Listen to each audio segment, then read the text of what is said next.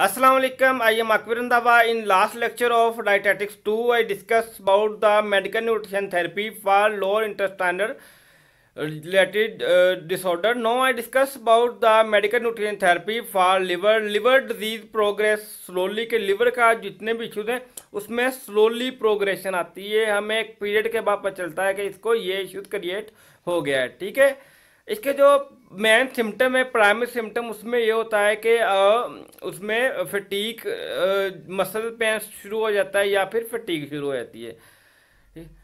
तो हम इसका मेन इसको क्राइटेरिया क्या है कि इसको कवर करने का, एक तो हमने जो मेन ऑब्जेक्टिव होता है, एक तो ये होता है कि हमने जो लीवर सेल जिसकी डिस्ट्रक्शन हो चुकी है उसको हमने रीजनरेट करना है। ठीक है, जो लीवर सेल हैं जो कि डैमेज हो चुके हैं हमने उसे रीजनरेशन करनी है। ठीक है, उसको जो कैंसरस में कन्वर्ट हो चुके हैं उसको हमने वापस नॉर्मल जो है सेल्स में लाना है। ठीक है, दूसरा क्या है कि हमने प्रॉपर एजुकेट करनी है through sport and education with and educate treatment, educate nutrition therapy we can cover liver related disorder. ठीक है, then healthcare provider should emphasize should trigger the need of the preserve remaining liver function as a healthy liver tissue cells can proliferate improve the prognosis. ठीक है, कि main जो target object है, जो objective है वो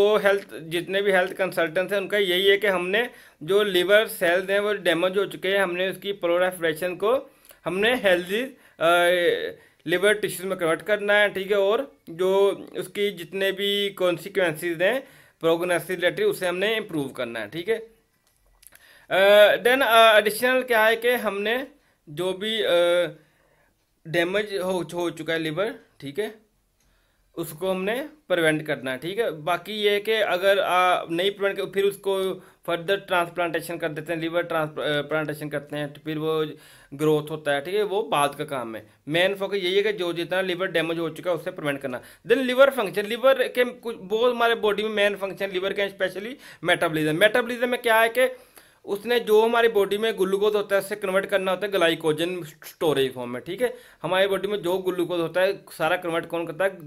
इसमें लिवर हमारे ग्लूकोज को ग्लाइकोजन में कन्वर्ट कर देता है। ठीक है, ये किस लेवल पे हो रहा है? अब्जॉर्प्टिव पीरियड पे। ठीक है, यहाँ पे अब्जॉर्प्शन हो रही है। देन क्या कर देगा?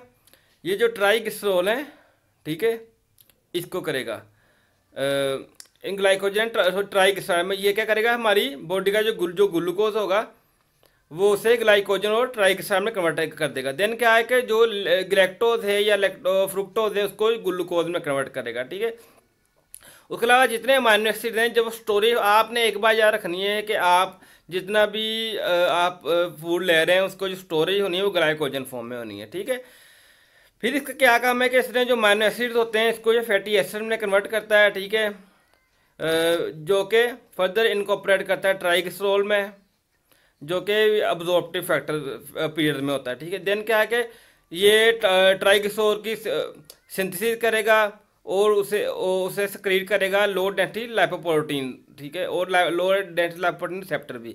देन क्या है कि ये जो स्टोरेज ग्लाइकोजन है, ठीक है, उसको फर्दर ये उसमें से ग्लूकोज प्रोड्यूस करेगा। ठीक है, जब हम स्टारवेशन में जाते हैं, जब हमारी बॉडी को एनर्जी की ज़रूरत होती है, कि जब हम ओनली न्यूट्रिएंट नहीं ले रहे होते, फिर क्या होता है कि जो आपका स्टोरेज होता है ग्लूकोज ग्लाइकोजन की फॉर्म में वो वापस कन्वर्ट होता है। ये भी किसका काम है? लिवर का, लिवर ने करना है। ठीक है, फिर वो उनको वापस ब्लड स्ट्रीम में ले आता है। ये क्या है? इसके पोस्ट अब्जॉर्प्टिव पीरियड में होता है कि एक बार अब्जॉर्ब हो गया, स्टोर हो गया, उसके बाद जो रिक्वायरमेंट होगी फिर वही ग्लाइकोजन है जो कि वापस ग्लूकोज में कन्वर्ट होगा। ठीक है, अगर हमारी बॉडी में कोई ग्लाइकोजन स्टोरेज रिलेटेड डिजीज आ गई है, ठीक है, कोई काइनेज एंजाइम है, ठीक है, वो डिजेनरेटिव एंजाइम है कुछ, तो अगर वो हमारी बॉडी में डेफिनेट आ गए जिसकी वजह से जो स्टोरेज ग्लाइकोजन वो वापस कन्वर्ट नहीं हो रहा ग्लूकोज में, फिर क्या होता है कि जो हमारी बॉडी के फैटी टिश्यूज हैं वो act as a source of ketone body use होती हैं। ठीक है,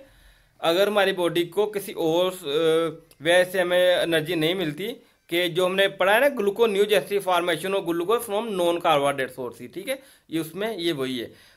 तो एक इसका फंक्शन क्या है कि इसने डीमाइनेशन करवाने से अमोनिया के which in turn to use the produce urea, यार इसमें यूरिया प्रोड्यूस होता है। फिर देन जो नॉर्मल ब्लड अमोनिया वो 10 to 12 माइक्रोग्राम पर डेसीलीटर है। देन ये तो हमने इसके देखा मेटाबॉलिज्म पे क्या, नेक्स्ट है इसके कोलेस्ट्रॉल मेटाबॉलिज्म पे क्या है, ठीक है। इसका काम है इसने कोलेस्ट्रॉल को संतुलित करना होता है, उसे ब्लड जो स्ट्रीम उससे छोड़ना होता है। दूसरा क्या है कि जो अब देखें जो बाइल है, बाइल पिगमेंट्स हैं, जो बाइल बनता है, बाइल जूस बनता है, उसका परिकायर क्या है, कोलेस्ट्रॉल। हमने लास्ट में पढ़ा था जो बाइल पिगमेंट्स हैं, बाइल जूस है, उसका परिकायर क्या है, कोलेस्ट्रॉल, ठीक है।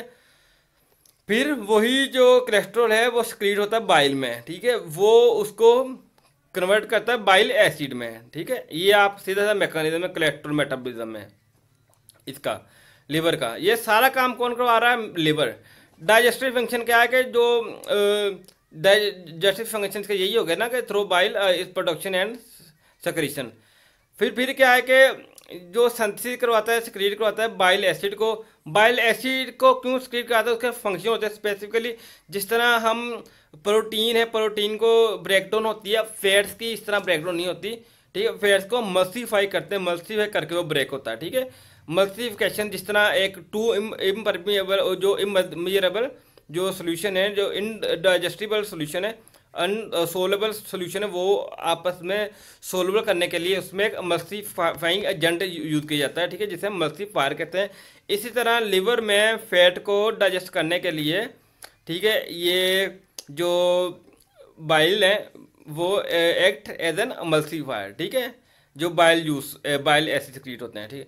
देन इट के secrete into the bile bicarbonate ion solution and inorganic solution which neutralize the pH और acidic pH in GIT tract, ठीक है। उसके अलावा इसने क्या करना है, मोस्टली जो स्टमक में के बाद जो इंटेस्टाइन में जाता है, स्टमक की पीएच ज़्यादा होती है, देन इंटेस्टाइन की कम होती है। तो वो किस तरह होती है, यही बाइकार्बन जिसके आयन होते हैं वो से न्यूट्रलाइज कर देते हैं स्टमक पीएच को। इसलिए अगर स्टमक की पीएच ज़्यादा होती है तो इंटेस्टाइन की पीएच बहुत कम होती है, ठीक है। फिर एक्सक्रीटरी फंक्शन, एक्सक्रीटरी फंक्शन क्या है कि secrete bilirubin from the breakdown of haemoglobin and other bile pigments in the bile, ठीक है। जो बिलीरुबिन है वो किससे बनता है, जो बिलीरुबिन किससे बनता है, हीमोग्लोबिन से और कुछ अदर बाइल पिगमेंट्स होते हैं, ठीक है, उससे मिलके उसे बाइल में सक्रीट करता है, ठीक है, बिलीरुबिन को पिगमेंट से जो। फिर इसका काम क्या है, which excrete are many endogenous and exogenous organic molecule, organic compound trace elements होते हैं, उससे वो सक्रीट करता है। Then it next role is biotransform many endogenous and exogenous organic molecule into the molecule which can be excreted into the urine को। जितने waste product है उसको वो करके फिर वो जिस तरह अमोनियम का करता है, वो अमोनियम को बॉडी से रिमूव आउट कर देता है, ठीक है। फिर के नेक्स्ट फंक्शन इसका क्या है कि सिंथेसिस ऑफ प्लाज्मा प्रोटीन थी। हमारी जो जितनी प्लाज्मा प्रोटीन है उसकी सिंथेसिस में इसका रोल है, ठीक है ना। Synthesize and secrete plasma protein, acute phase protein होती है, इसका बाइंडिंग प्रोटीन है, सिक्रेटरी प्रोटीन है, जो स्टीरॉयड हार्मोन्स है, विटामिन है, विटामिन ए है, जो ट्रेस एलिमेंट्स है, लाइपोप्रोटीन है, इसकी सिंथेसिस करवाता है लिवर, ठीक है।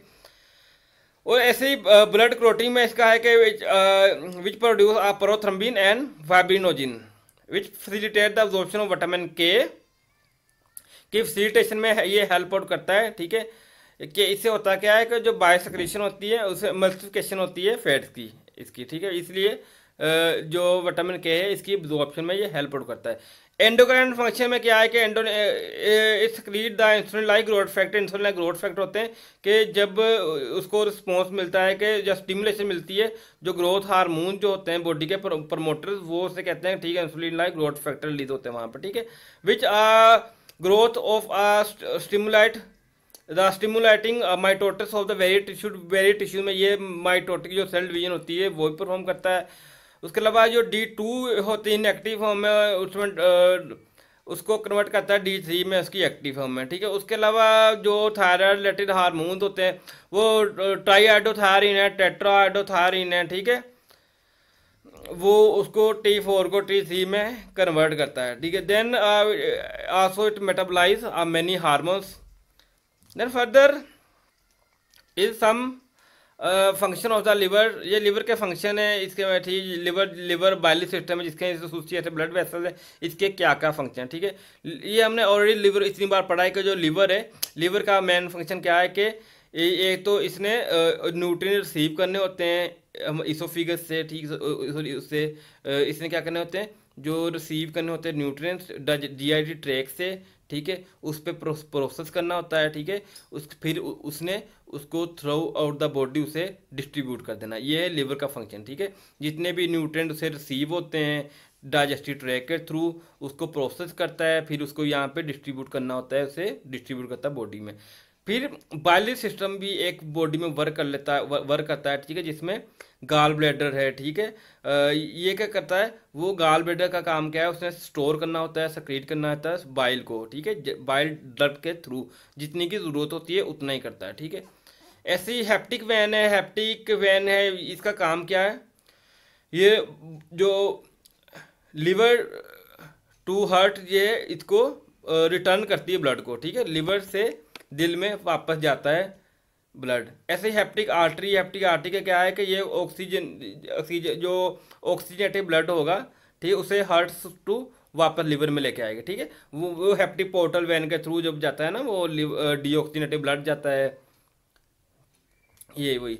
देन आप पोर्टल वैन का क्या है कि जो न्यूट्रिएंट रिच ब्लड होता है, ठीक है, डाइजेस्टिव ट्रैक है तो उससे वो पोर्टल वैन के थ्रू आता है लीवर में, ठीक है। जो न्यूट्रिएंट रिच के उसका लिवर का जब काम ही है ऐसे प्रोसेस करना, जितना न्यूट्रिएंट रिच ब्लड होगा वो सारा डाइजेस्टिव ट्रैक के थ्रू वो आएगा लीवर में, ठीक है।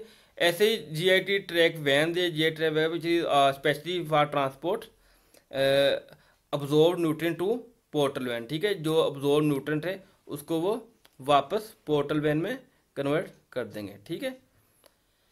ऐसे ही नेक्स्ट है कि कॉमन लिवर डिजीज, लिवर की कॉमन डिजीज कौन कौन सी, जो मेन डिजीज हैं लिवर की वो 3 डिजीज हैं, फैटी लिवर डिजीज है, ठीक है, और उसके अलावा हेपेटाइटिस है और सिरोसिस है। सिरोसिस तो सीवियर फॉर्म में, फैटी लिवर डिजीज है कि मोल्ड फैटी मील लेने से होता है, ओबेसिटी कंडीशन में भी ऐसा होता है, ठीक है।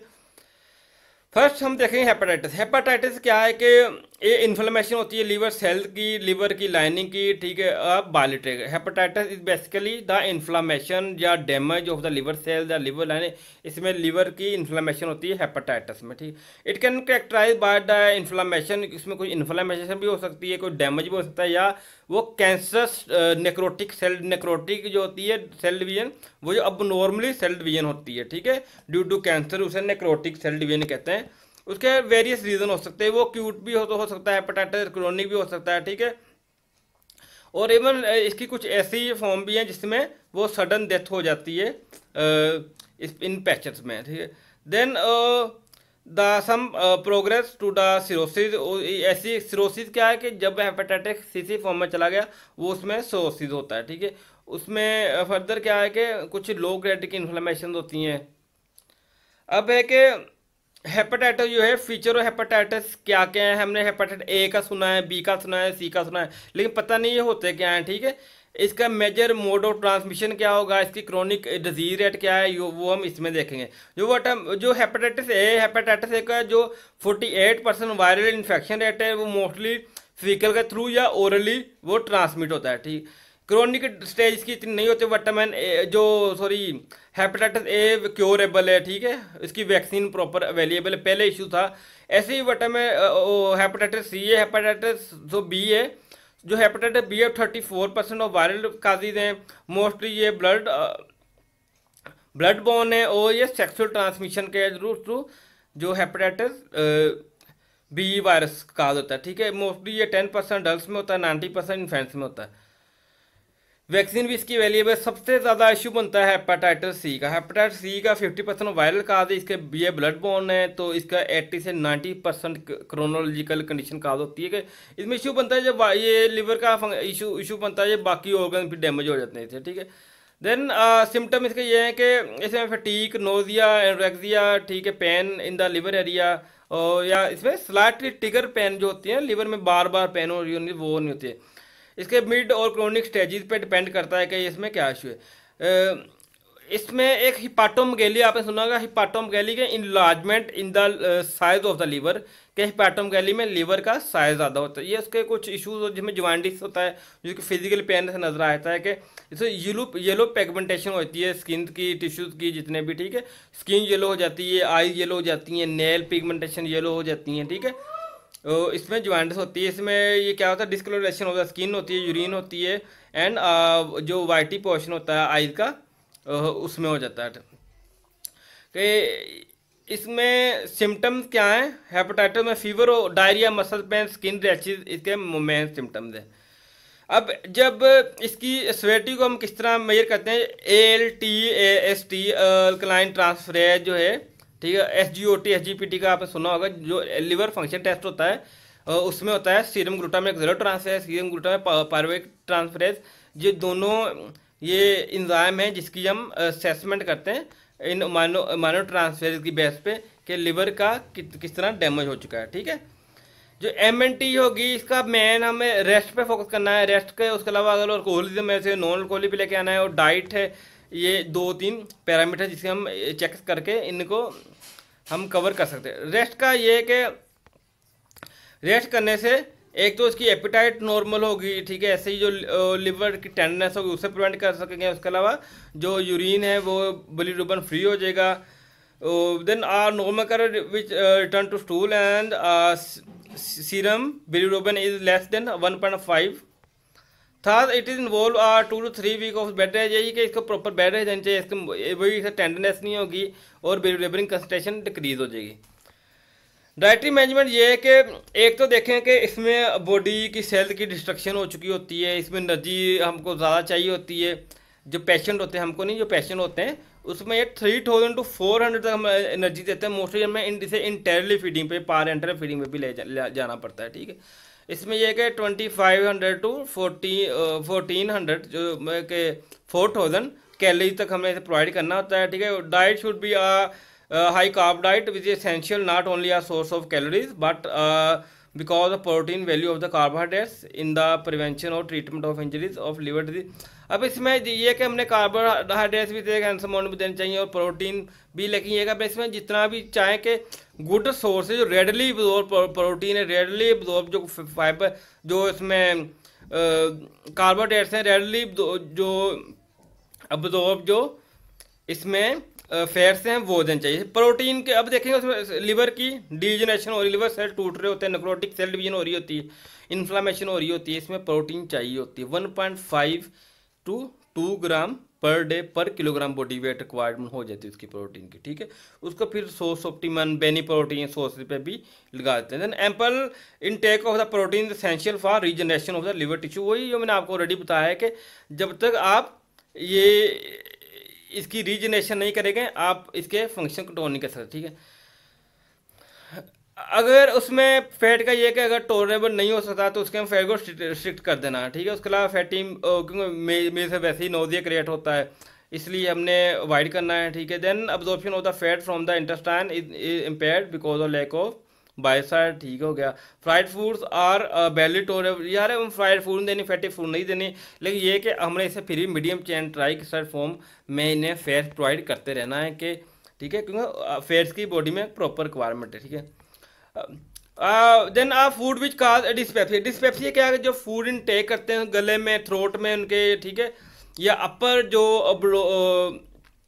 स्टमक का पोर्शन है, जो अपर पोर्शन है, वहाँ पे क्या होता है, वहाँ पे सेंसेशन और पेनफुल सेंसेशन लग पड़ती है, बर्डन सा फील लग पड़ता है, ठीक है। इसमें क्या करना है कि उसमें स्ट्रॉन्ग टी, कॉफ़ी, अल्कोहल या ग्रेवी सूप, ठीक है। उसके अलावा कुकम्बर, जो रॉ वेजिटेबल्स होती हैं उन्हें वो अवॉइड करनी है।